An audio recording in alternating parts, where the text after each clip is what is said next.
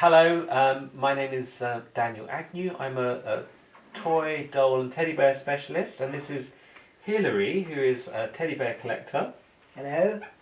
And today we're going to be talking about some dolls. I personally am mainly a teddy bear and toy collector, but I do collect dolls if they interest me. And one of the type of dolls that interest me are sort of hand-stitched needlework, what I would call a needlework doll. And I've got a small selection of them here. And I bought these quite a few years ago. And I think they're rather lovely. They've got the stitched nose, and then you've got little stitched eyebrows. There's sort of naivety about them. Yeah.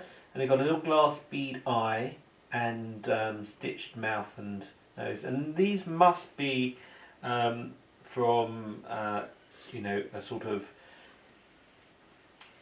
I think they're from one of the Caribbean island Yes. type characters. I love the way she's carrying her. Yes, and she's got her laundry, maybe, I don't know, what would you carry in sacks like that? Stuffs. On top of her head, and she's got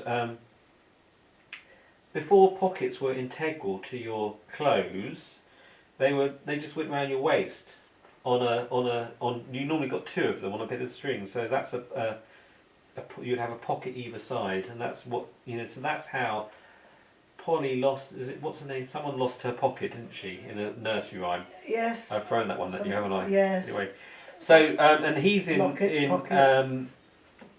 a sort of military Lucy uniform. Lockett lost her pocket. Exactly. So whereas if it was in your Who found it? Tommy Trinder found it. I can't remember. It wouldn't be Tommy Trinder. No, not Tommy Trinder. So these are 1890s, something like that, maybe even 1880s. And I love, look, there's these toes. You see that all the toes are individually stitched. So made on a sort of cottage industry, there'd be a few women in a ladies round a table making them and selling them as souvenirs of the time. So you would have, these would have been really proper traditional, what we consider a souvenir of today. But they're in lovely condition, those I love two. his Spats, aren't spats. they? Yes. Yes. So then this is, this lady here is an Indian lady in a sari, but almost virtually the same way of manufacture, and sadly she has sprung a leak. Her ankle's a bit weak, so that needs a bit of Stitch and time. But she's got the same stitched nose and stitched features with a little bead eye, and then she's got all her. So it's almost like she's been made by the same. Could have been made by the same person, but probably actually made in India as well. Because they're so traditionally made, this type of toy, this type of doll, that we don't really know who the makers are particularly. And then this is my most recent acquisition, which I think just lovely, is a cowboy, and I love the fact he's got knitted outfit. So his head, he's much later. Is that manufactured as well? I'm not sure really. I think this again cottage industry, or it almost looks like ladies' tights. Yes, it's too professional, I think, to be just made at home. But then it's not something that would be, mass produced on a commercial level.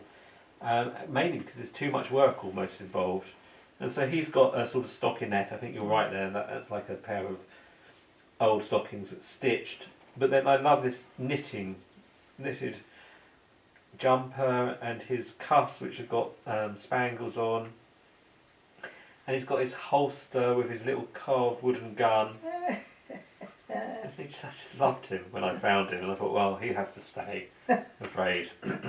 So my doll collection seems to be growing by the day these days. So because I work in the auction world selling dolls, it's just opened my eyes to these things that have, I think they have a slight crossover to what my normal toy collection is like, and I can see the attraction. Yeah, I can see the attraction.